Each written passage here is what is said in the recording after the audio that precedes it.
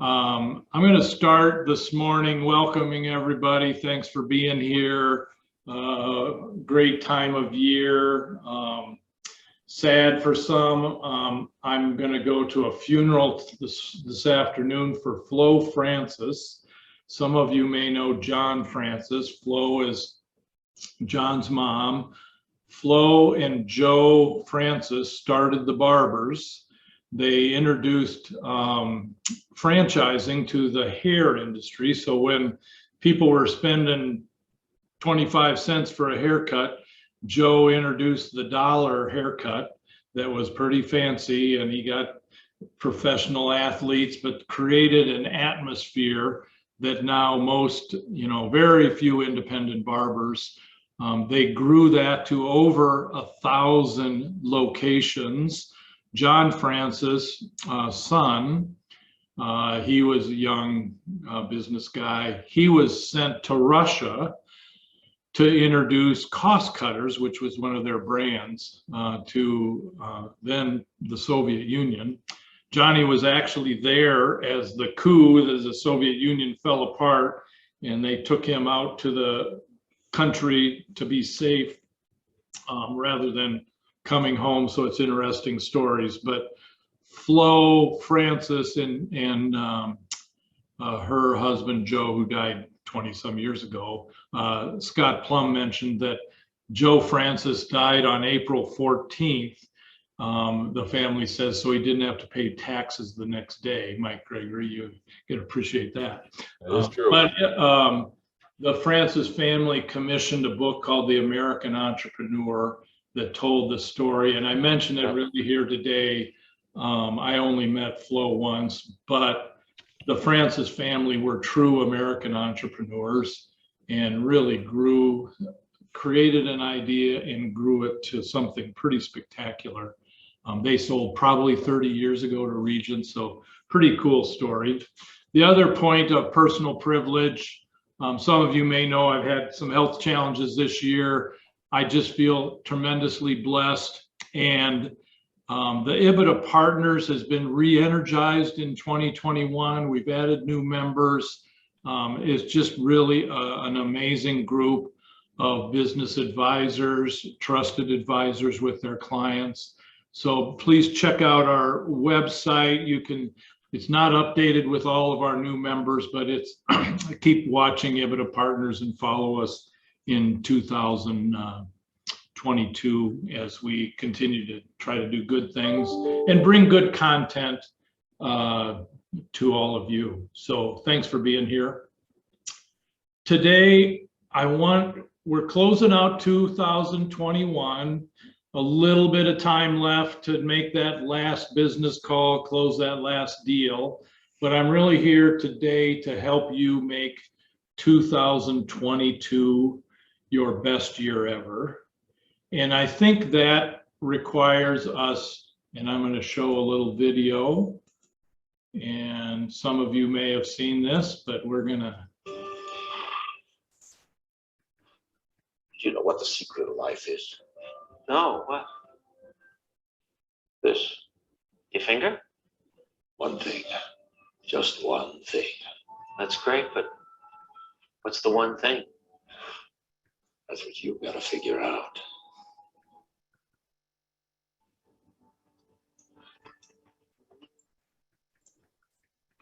So I think it's all about your one thing.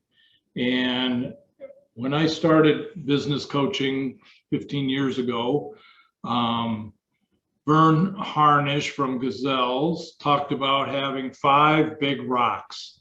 And then after a few years, it was, well, you really should have 3 big rocks. And in the last 5 years or so, it's like, no, we all ought to have one thing. You can only think about one thing. And if you get your business aligned on one thing and everybody rowing in the same direction, that's where you get momentum we're going to talk about. And that's where transformation happens. So I'm going to challenge you to figure out what your one thing is. Like Curly, I can't tell you what your one thing is. You have to determine it for yourself.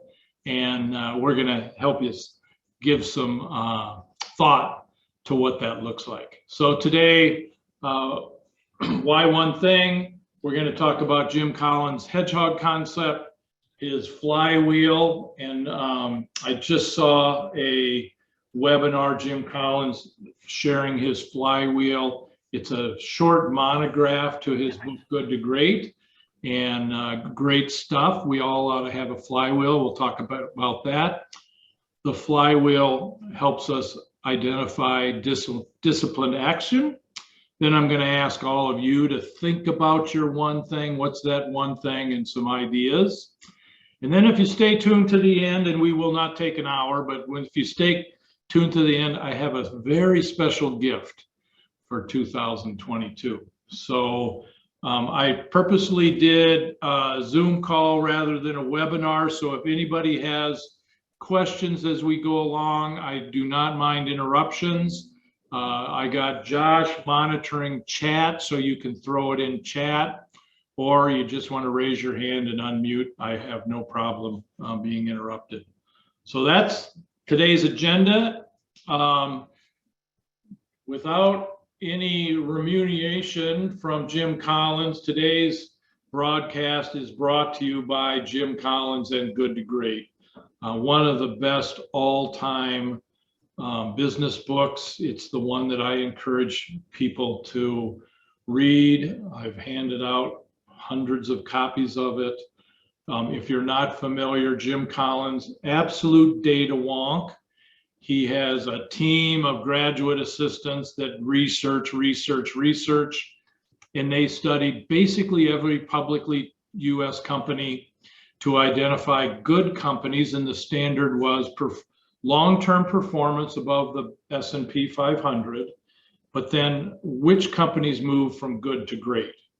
And he identified 9, I can't remember if it's 9 or 11 companies that moved, that were historically very good, and something happened to move them to great.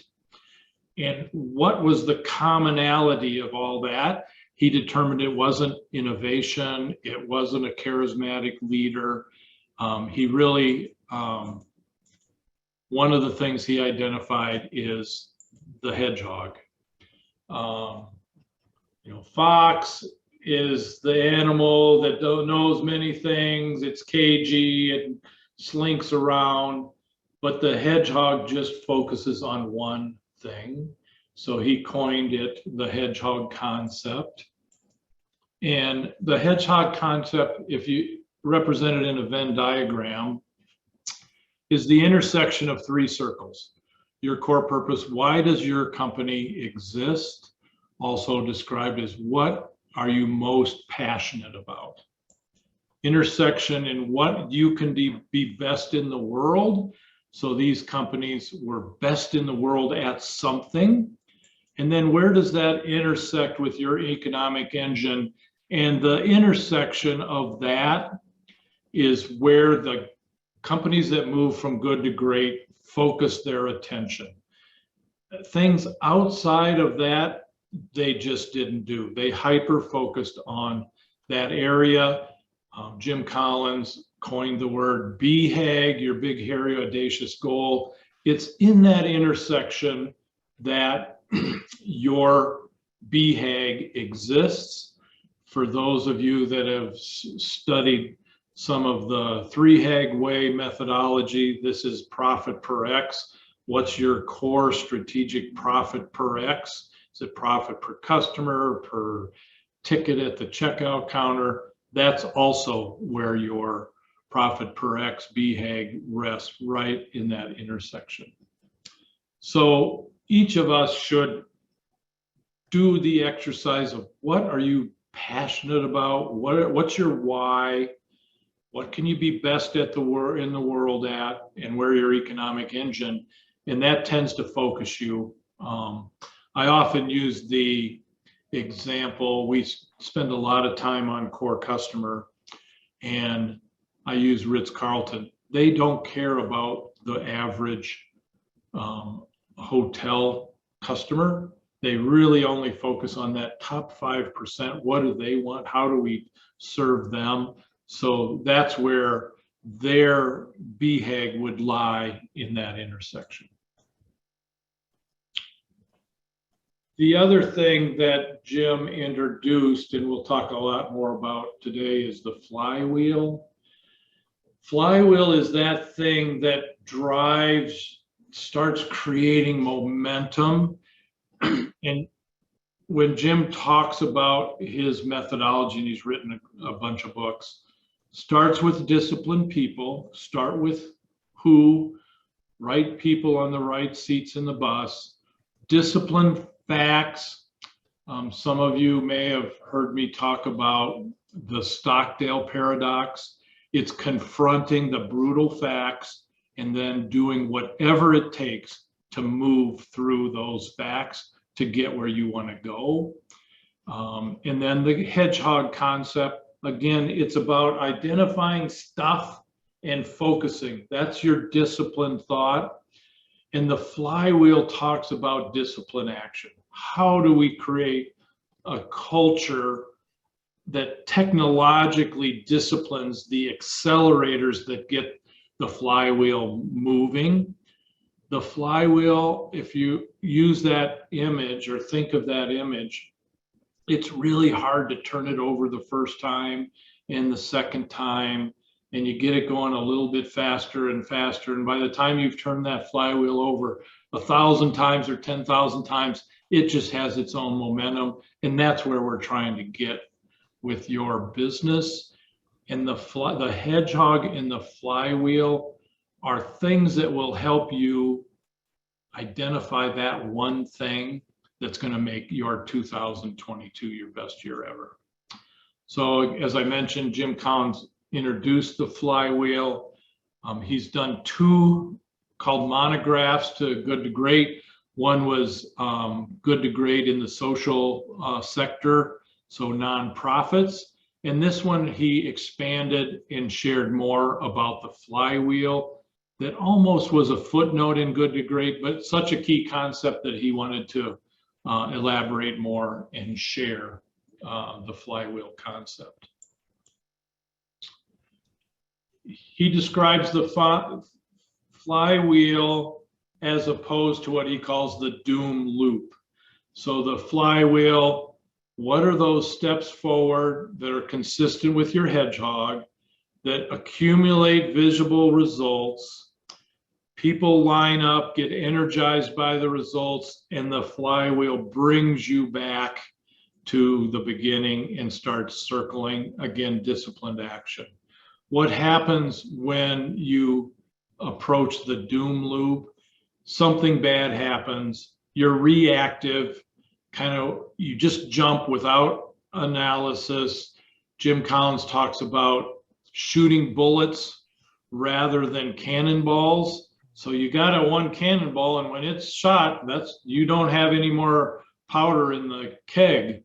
So shoot some bullets to get your aim right before you shoot your cannonballs. And in the doom loop, they make reactive decisions. So in his book, How the Mighty Fail, this is after Good to Great. A number of those companies have literally failed. They do not exist. One was Circuit City. And the doom loop there was a board meeting at Circuit City. They're having poor results. This upstart company called Best Buy is nipping at their heels. The board makes a decision that they need to do something drastic. And they're going to do that by letting go their highest compensated employees, because that's going to improve their bottom line. Well, that decision, and it's very well documented in like the board minutes. I'm not sure who suggested it, but the board approved it. Well, the people they let go were their top salespeople, and all of a sudden their sales dropped, 60%, and they were out of business in 6 months. That's the doom loop.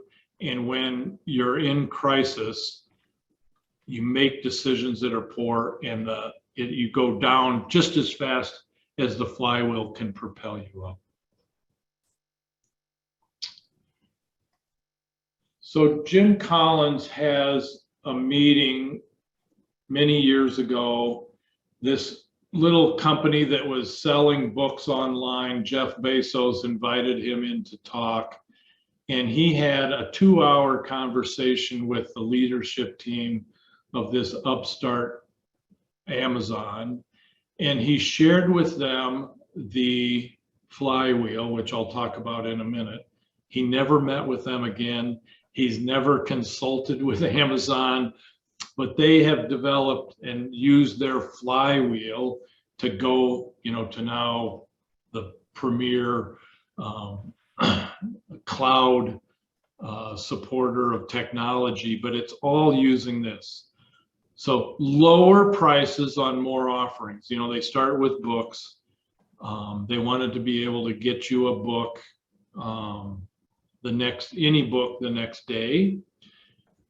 By having lower prices on more offering, they increase customer visits that then attract more third-party sellers that say, hey, I want to be in front of those customers, that expand the store and extend distribution, that then allow them to grow revenues against their fixed cost. And that you can see as the flywheel from books to other products to now cloud services. That's been the Amazon flywheel. And we'll talk later about how each of these steps absolutely drives the next step. So it creates that momentum. And also, to avoid the doom loop, you have to make sure that there isn't a chink in the armor, that one of these doesn't get screwed up because the flywheel stops.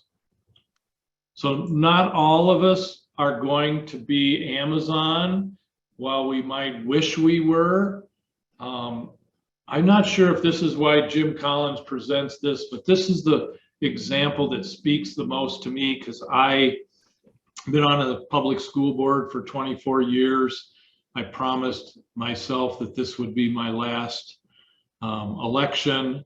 But a couple of weeks ago, I signed papers and I'm running for election again. I think this is now my 6th time that I've said this will be my last 3-year term. But I'm moved by Ware Elementary School is an elementary school at Fort Riley, Kansas. It's on the military base. The principal was disappointed. They have lots of students that come and go. They're all military kids. They have a limited budget. And this principal was frustrated that their student population, only 35% of their students were reading at grade level proficiency. Not acceptable. So this principal, like, what can I do? She didn't wait for her superintendent to give her permission. She didn't wait for the state or the military to fund her. Brutal facts. This is what I got. I can't afford best teachers, but what I can look for is teachers infused with passion. So that is the cornerstone of her flywheel, is having people, teachers that love kids and are passionate about teaching. Not always the most experienced, not always the best technical teachers. So we're going to build collaborative improvement teams. Professional learning communities is what we talk about in education. So that was critical to her flywheel. I'm going to take people that maybe don't have the experience, but I got to teach them to be good teachers, and we're going to build a collaborative improvement teams to make that happen. We're then going to assess, Jim Collins talks about results. We're going to assess student progress early and often. We're going to show results. That starts driving achievement for each and every child. So, we had 35% grade level reading proficiency. That school 15 years later has over 90% reading proficiency, but it went from 35 to 50 to 60 to 70 to 90, and they've been able to maintain that for over 15 years. So once you start showing student achievement, people notice, enhances your reputation as a great place to teach, and that allows you to replenish the flywheel with passionate teachers. So you get teachers wanting to work there. Last night we had the mother of all school board meetings. We actually started an hour early at 6 o'clock.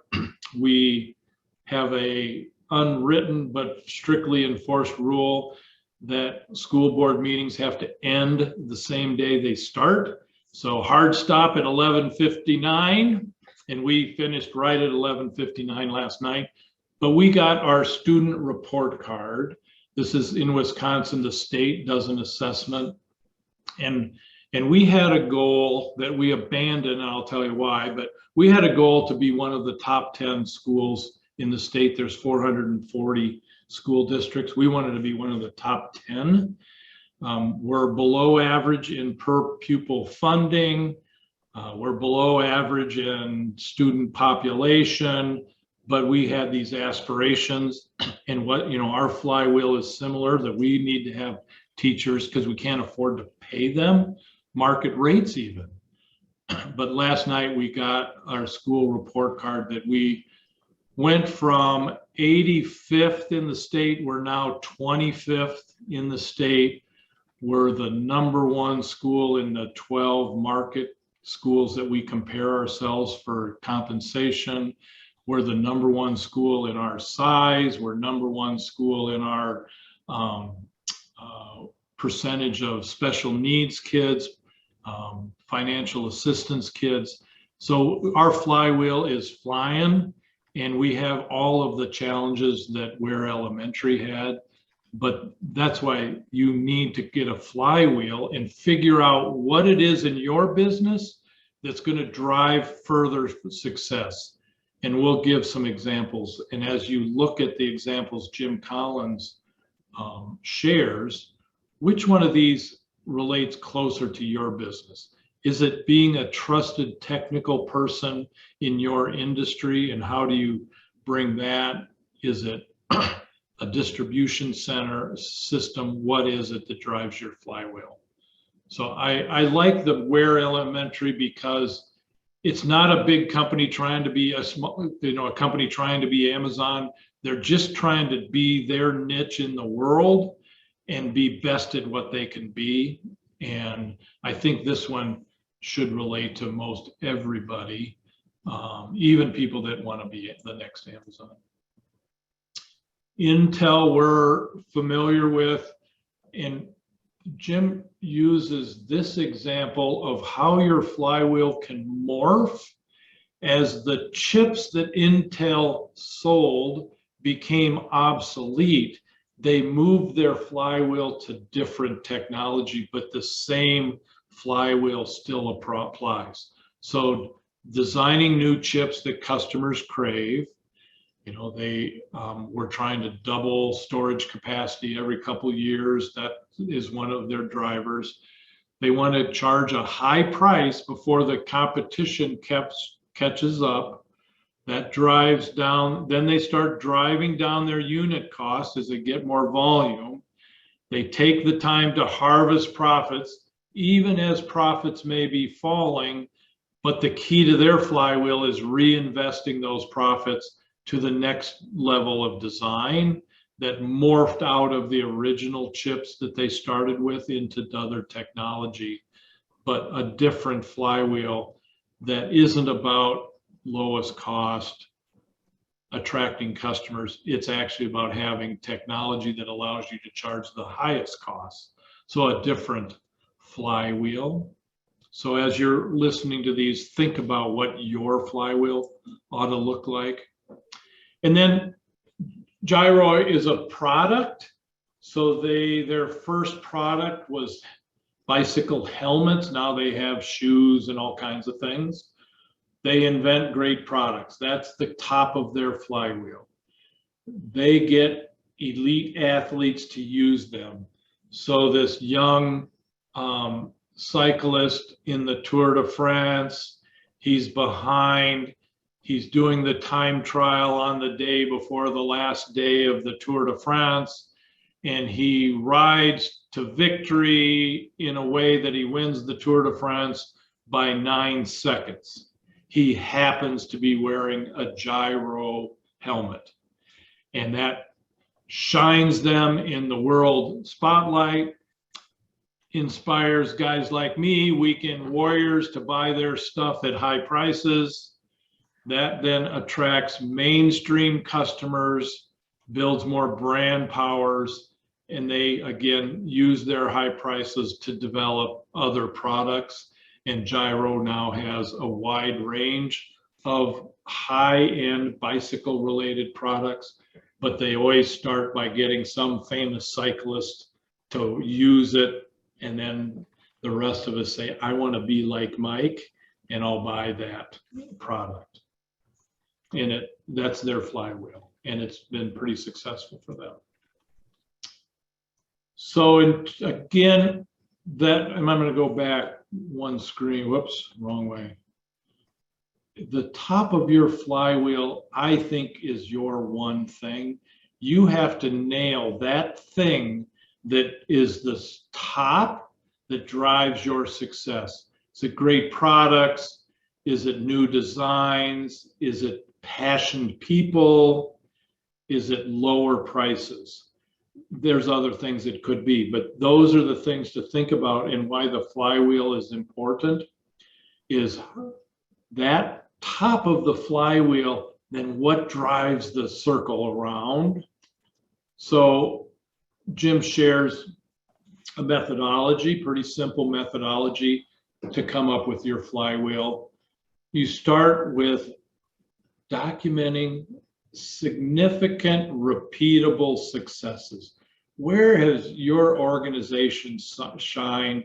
It just clicked. You can't necessarily explain why that customer is so loyal to you, but that's what you got to figure out. You start documenting that. You start with success.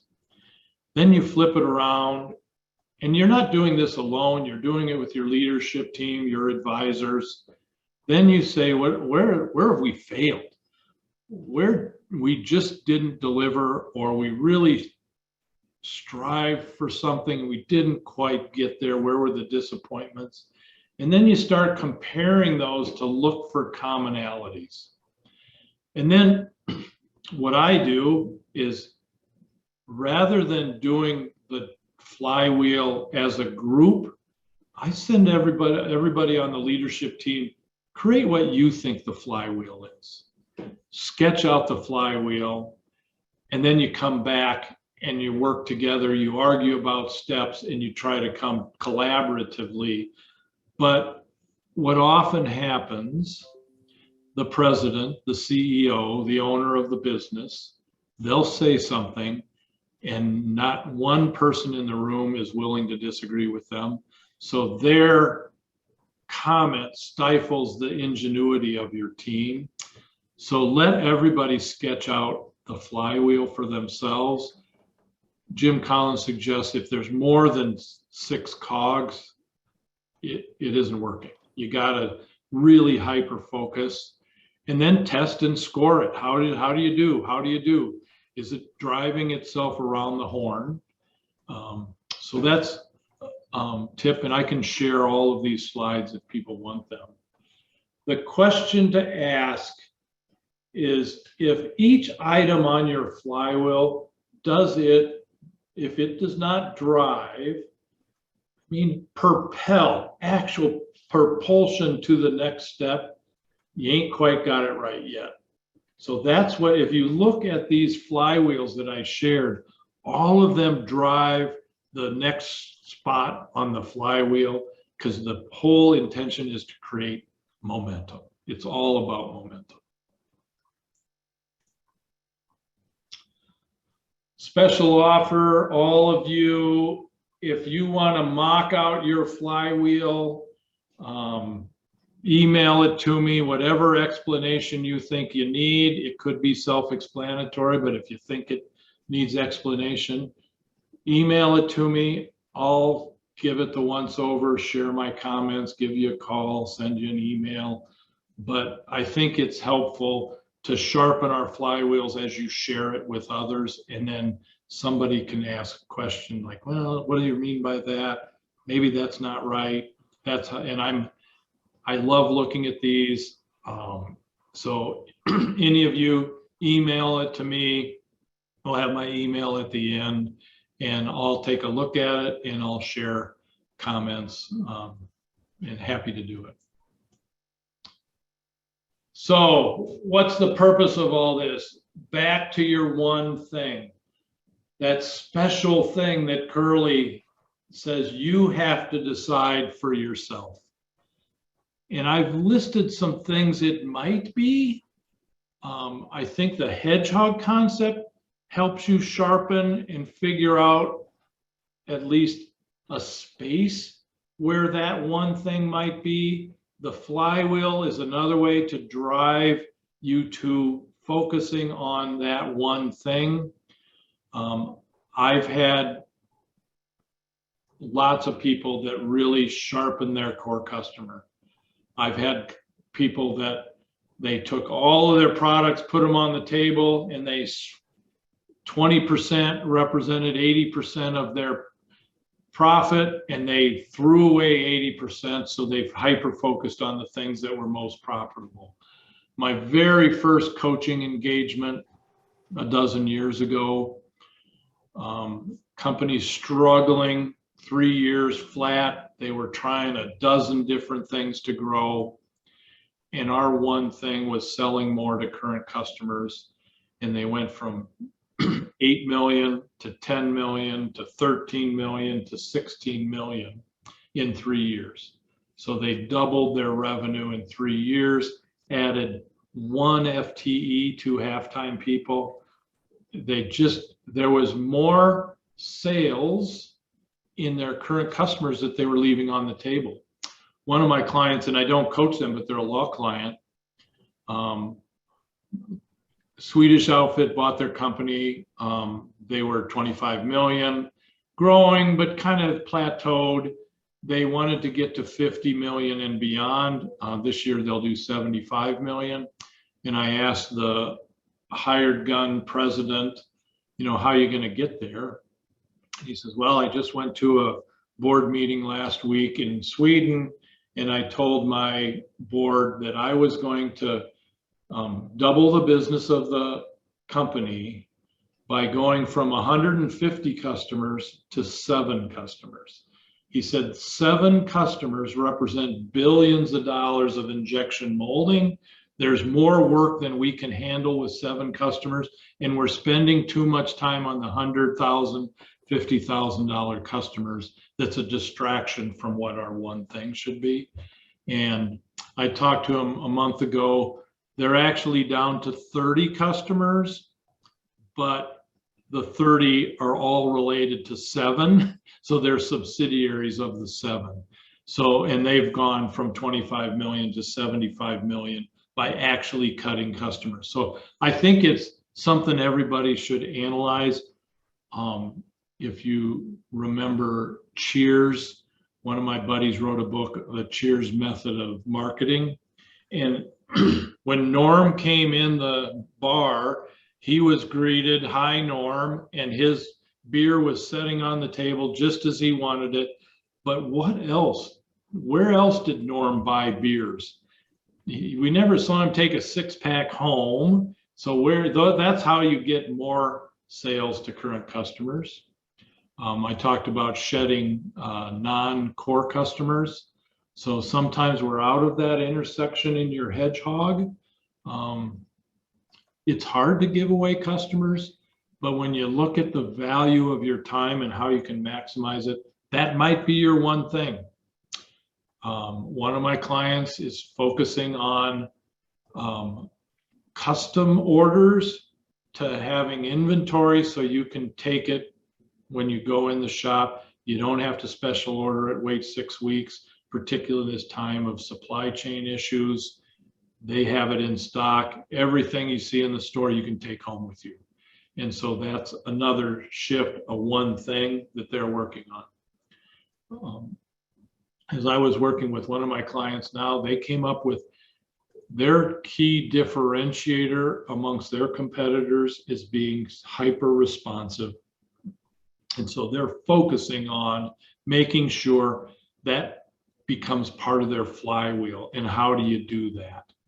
And so that's their one thing. Technology that amazes, that is often a one thing.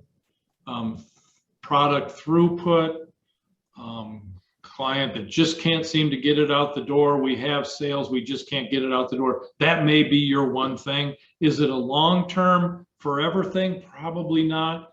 Actually, current sales or more sales to current customer, we peaked at 16 million. So when we were at 13 million, we started looking for the next one thing that was going to keep them moving beyond 16 million. So these are ideas of what your one thing might be. And we're going to finish this next slide and kind of open it up and see questions and also ideas of what your one thing. Systems in general, it might be your system to onboard. It might be your system to pick and pack to get stuff out the door. It might be a CRM to track leads. It might be a monitoring of your KPIs. I can't help but plug my own monograph on cash, monitoring cash, how your 1 + 1 + 1 can equal 19, another system that could be your one thing. And sometimes it's a system of systems. That's what really the 3-HAG process is.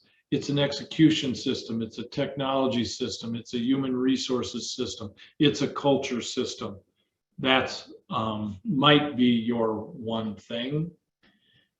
And then right now with the pandemic, the great disengagement of employees, maybe your one thing is dealing with people. Maybe it's a cultural thing.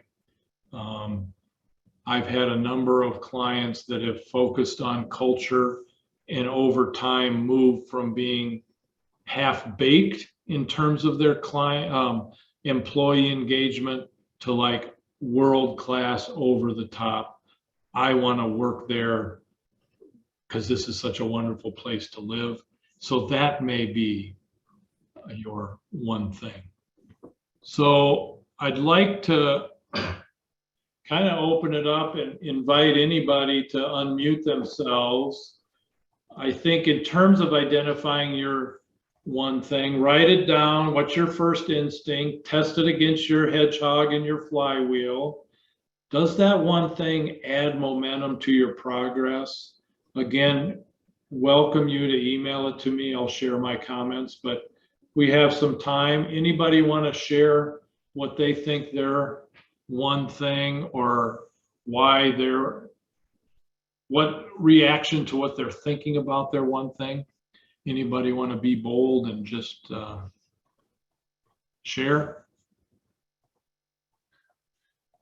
So just unmute yourself and give me an idea.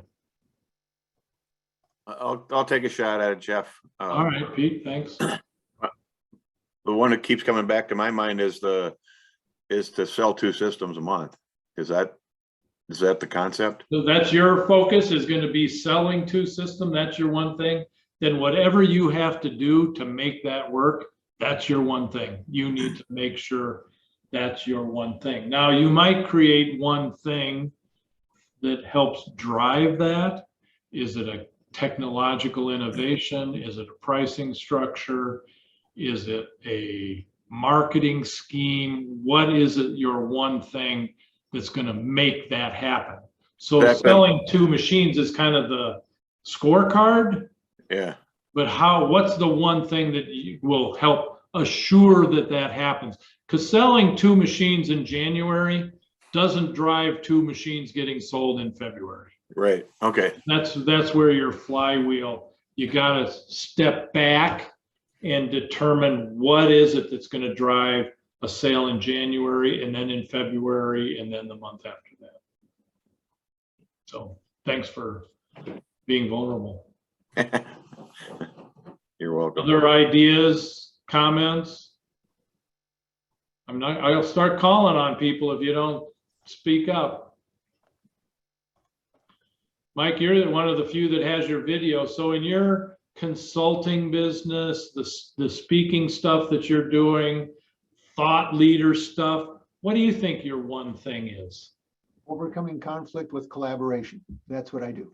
I make firms more productive. I make them more profitable. I help them address issues.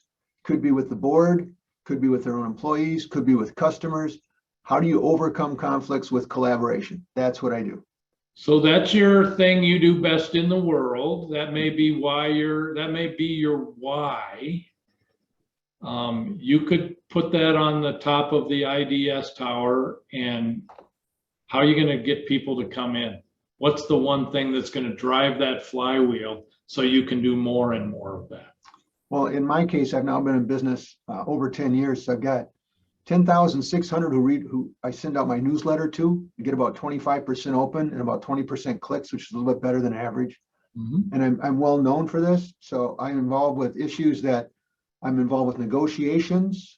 I'm involved with mediation, and my name is now well known. So my brand of Michael Gregory Consulting LLC is now working for me. And I make a point of reaching out to 3 people a day on it. That's a lesson that I have for myself. And my momentum just keeps right on going. And so for me, I'm just thinking that's my driver, overcoming conflict with collaboration. I'm a mediator with the Supreme Court here in Minnesota, so I get some of the drives from that. I'm on the Minnesota State Bar Association Alternative Dispute Resolution Section Board.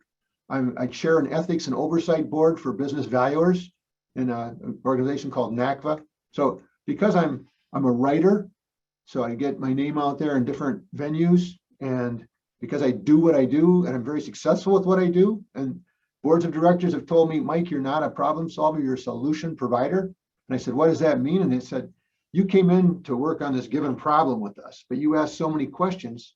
We looked at it much more broadly than we had previously, which allowed us to look at things differently and better. So as I'm thinking, I like your reaction to that, Jeff. Yeah, so part of your flywheel seems to be creating raving fans by doing what you do best, that then creates the reputation that attracts more people with problems. Hey, and I've described myself often as I take pride in being able to find that one point in the universe that everybody can agree on. And I mean, you're like best in the world at that. And so I think that's part of your flywheel is, how do I make damn sure I have satisfied customers? Well, it's doing what I do best, solving problems, bringing solutions, and that drives more attention that gets you more and more. So I think you're focusing on the hedgehog concept. The flywheel would help you figure out what it is that drives each of those things. So a speaking engagement, a book, a newsletter, yep. That's the thing that drives people coming to you looking for solutions. Mm-hmm. And the advocates, if you will, that are engaging you to help bring resolution to a problem. Those things that you're doing are attracting them, that drives your flywheel.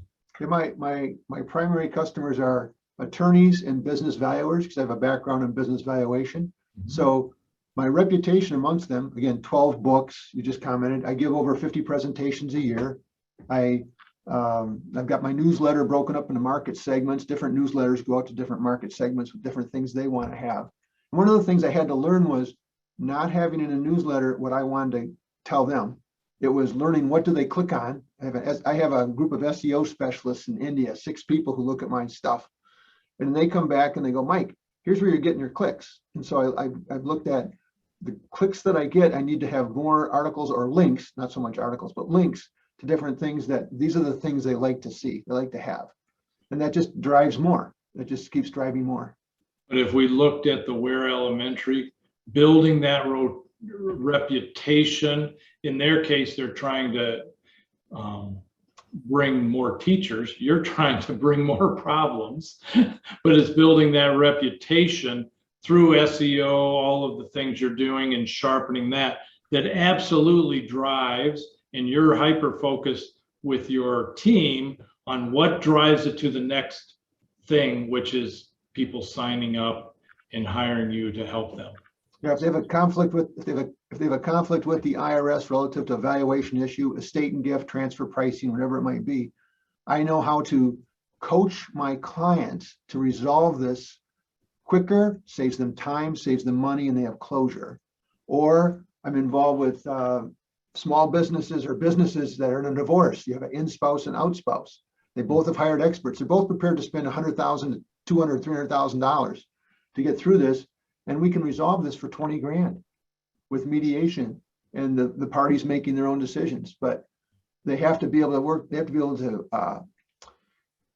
know how mediation really works with a qualified mediator that understands how to address these with their parties. Anyway, I actually, my wife tells people I no longer work for a living, I just have fun, and I tell people she's right. Awesome. Okay, on to somebody else. Anybody else want time? Otherwise, we'll move on. So you've lasted long enough that I want to share with you a special gift for 2022. Guaranteed to be the best gift you receive this year going into the next year. And it is stop doing something. We all add things and every day, and we start New Year's resolutions to add more things. Create a stop list. We're going to stop doing that. We aren't going to sell that product. We're going to fire that customer. That's one of my buddies, his wife retired, and I said, well, what's Wendy going to do in retirement? And he says, anything she damn well pleases. And I pondered a little bit and I said, you know, I think my definition of retirement is not doing anything I don't want to do. To which my wife said, you must be retired now because you don't do a damn thing you don't want to do. But I think I really do live my life that way. I have so many things that used to draw energy from me. I don't do them anymore. I delegate them. I've decided I don't have to do that anymore. So I would challenge each of you to create a stop doing something, and that may be your one thing that propels 2022 to being your best year ever. Before we close, and I'm going to ask everybody to share their one thing with me. Very, very pleased. I'm affiliated with Shannon Susko as one of my coaching organizations that I'm bringing. Shannon is the one that she's written 3 books, The Metronome Effect, The 3-Hag Way, and most recently, The Metronomics.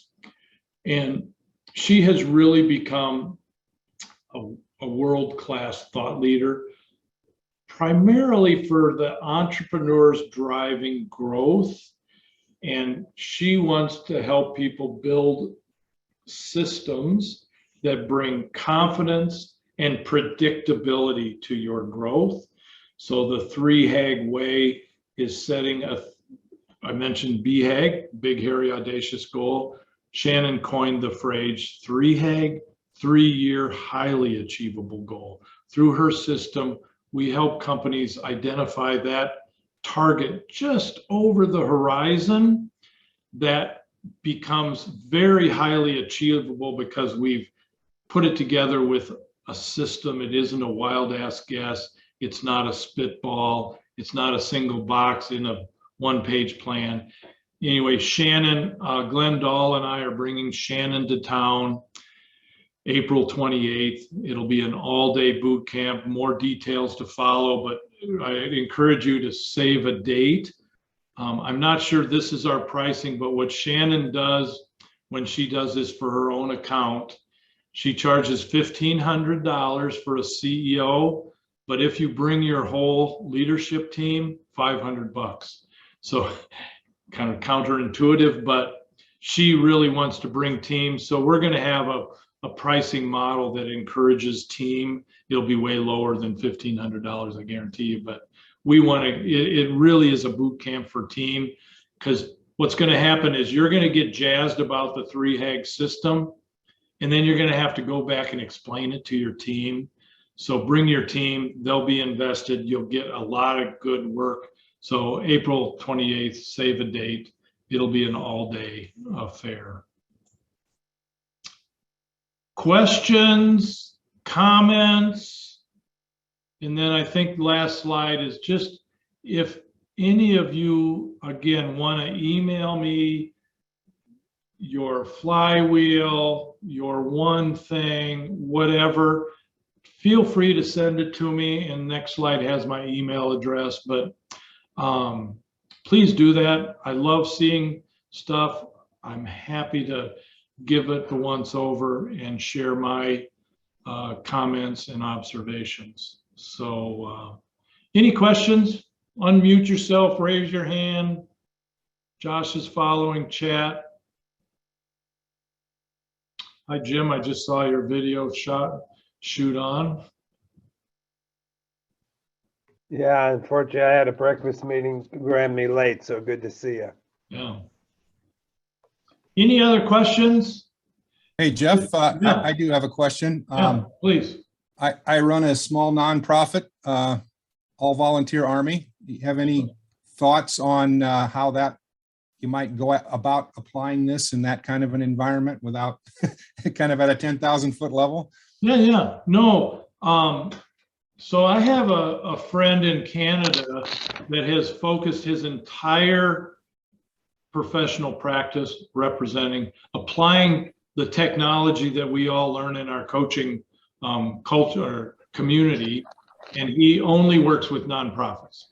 And so all of the stuff, and Jim Collins wrote a monograph in applying good to great principles to the social sector, the nonprofit community. So actually in my Breakthrough Impact group, we just had a nonprofit join. It's a funny history or odd history.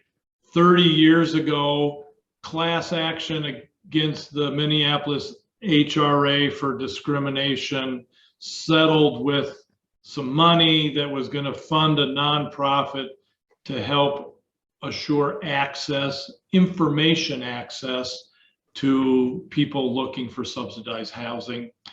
And I was a young lawyer who volunteered to do the legal work. And 30 years later, they're still in business and they're joining Breakthrough Impact Group, launching a couple of business enterprises. That'll be the first time they've actually charged for their nonprofit services from the communities that they serve. So all of the stuff, Flywheel, Ware Elementary, not a for-profit. It's a public elementary school. All of this stuff applies. And I have a workshop that I've done when the hedgehog concept that kind of takes it step by step to help you identify what you're passionate about, what you do best in the world, and where your economic engine is. And with this housing organization, I did that 20 years ago, and we found that our economic engine didn't intersect with our passion and what we did best. We were just selling our services to the state to make money, but it didn't create a hedgehog. So we actually morphed that enterprise to have that intersection, but absolutely applies to nonprofits. Its profit isn't necessarily your driver, but it's social impact. What's the capital that you're gaining by the social impact that you bring, and you get people fired up and driving to that? So what's the one thing that your nonprofit needs to do to have more and more impact. You know, and my school board, unbeknownst to us, we really followed the Ware Elementary, having passionate teachers, and we are the place to work.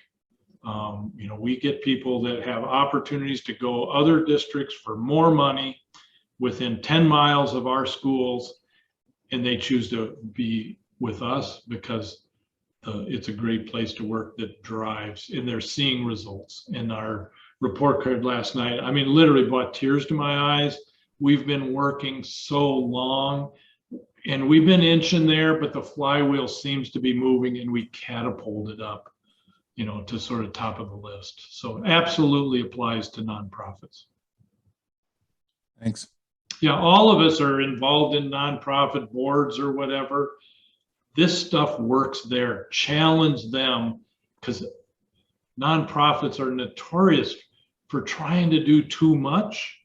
And if they hyper focus, they'll have more impact in a narrower space. But it's hard because the needs are so wide.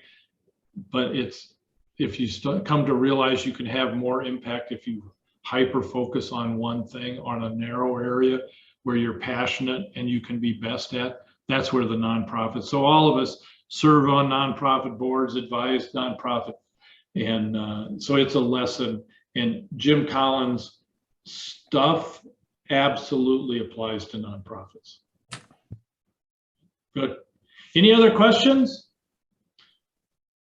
Again, if each of you would humor me and in the chat, just put a one phrase, close, comment, anything that you got from this.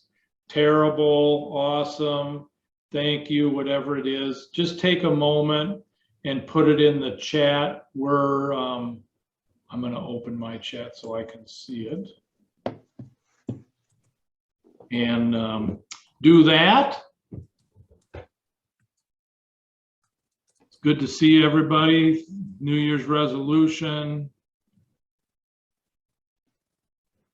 Thanks for being laser focused. Reflections, reinforcement, thought-provoking ideas. I don't know which one that was, but I'm glad to provided that for you today. Thanks everybody for being here. It's a busy time of year. I appreciate you taking the time. We've recorded this so you can come back. If you want a copy of the slide deck, simply send an email, and here's my email address. We'll use my MinBig email address, jredmond@minbig, and we'll make sure you can get, this is actually, the slide deck is actually emailable. It's not so big that you can't email it. And everybody have an amazing Christmas.